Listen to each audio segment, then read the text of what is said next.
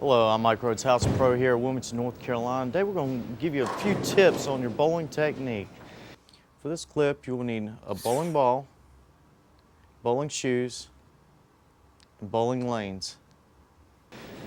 Anytime you're starting out bowling, and even after you've done it for years, even on various levels, all the way up to pro, things can go amok sometimes, and what you really need to do is go back to your basics.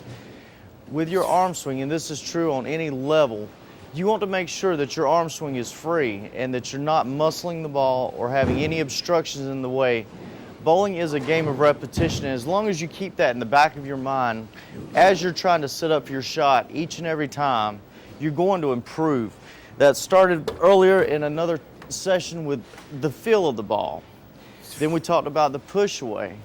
As you're taking your steps, some people take a 4-step approach, some take a 5-step. Once again, that is something you'll work out as you bowl.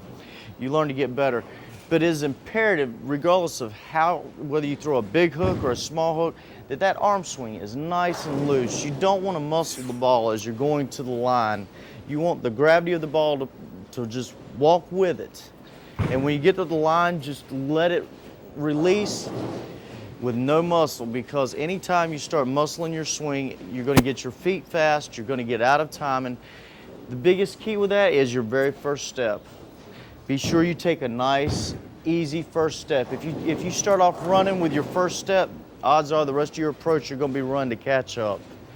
And that's a few little tips on the technique of how to throw a proper ball.